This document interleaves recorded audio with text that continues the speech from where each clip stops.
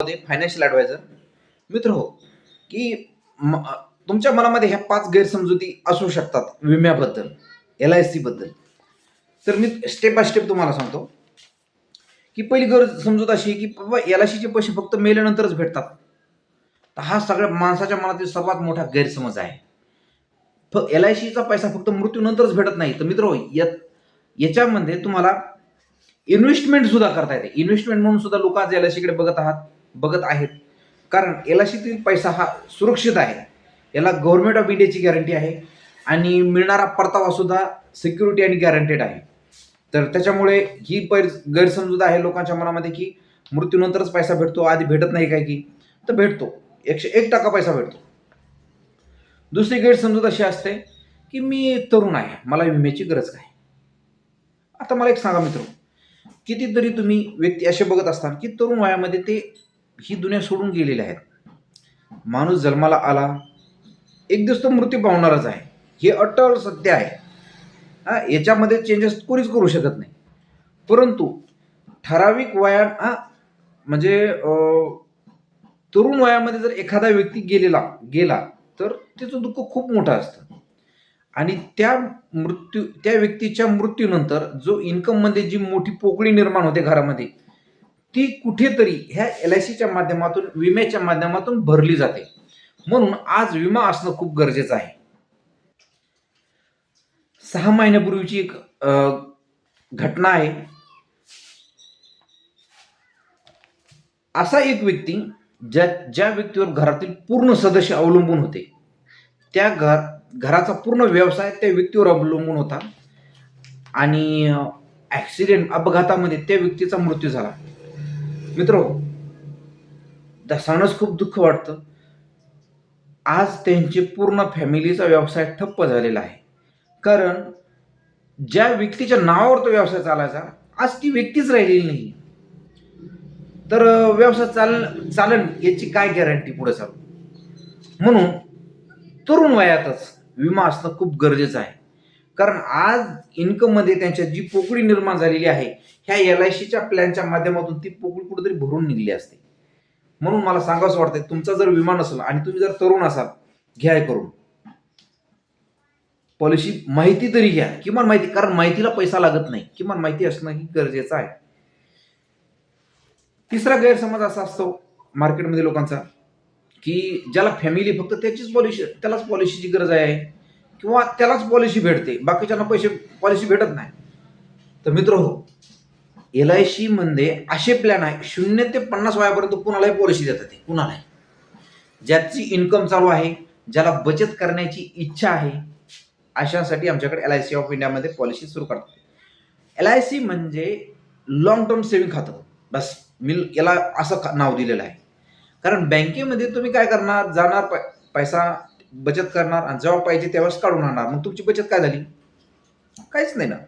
For example, मी समजा 3 वर्षे महाराष्ट्र बँकेमध्ये पैसा ठेवला, ठीक आहे. 3 वर्षे मी रेग्युलर नियमित बचत केलं, वर्षाला 50-50 हजार रुपये बचत केली महाराष्ट्र बँकेत. 3 वर्षात माझे 1.5 लाख रुपये बचत झाली.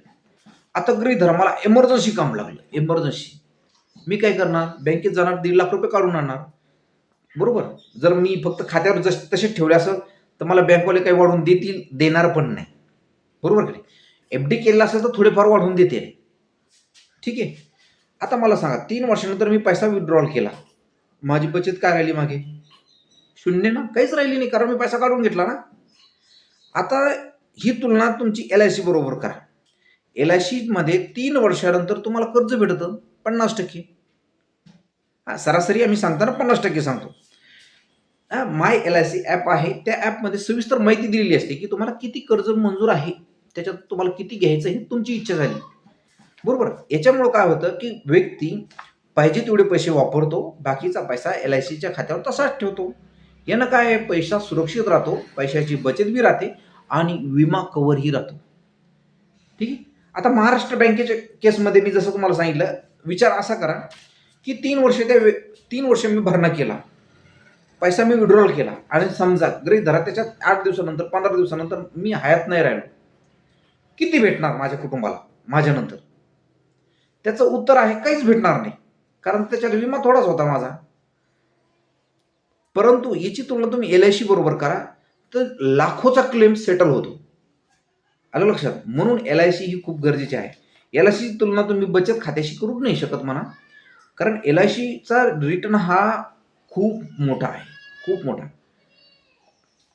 कसा आहे ते मी तुम्हाला प्रत्यक्ष भेटलं तर सांगू शकतो. ठीक आहे.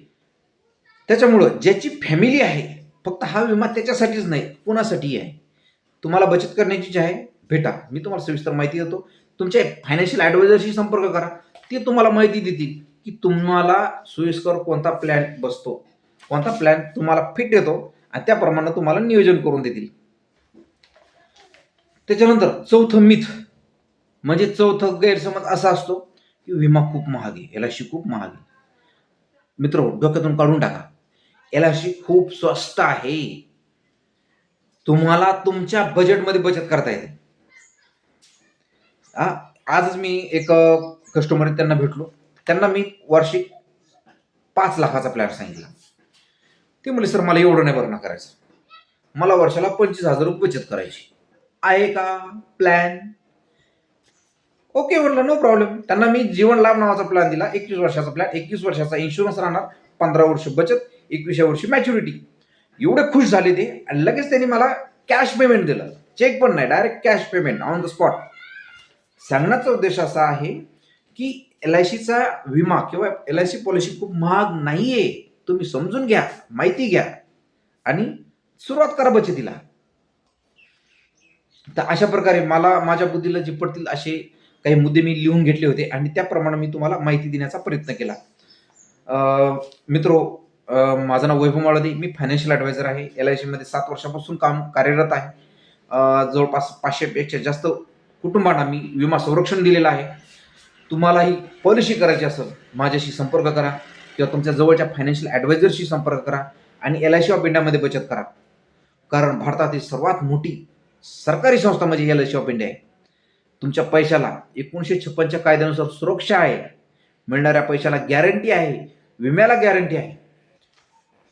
आणि आणखी एक रिक्वेस्ट अशी आहे, की माझं YouTube चॅनल सबस्क्राईब करा. Facebookला बघत असाल तुम्ही तर Facebook पेज फॉलो करा. Instagramला जर तुम्ही माझा व्हिडिओ बघत असाल तर तो एक चॅनल सबस्क्राईब करा. कारण काय माहिती का, तुमच्या माध्यमातून जास्तीत जास्त लोकांपर्यंत हा व्हिडिओ पोहोचल. खूप खूप धन्यवाद.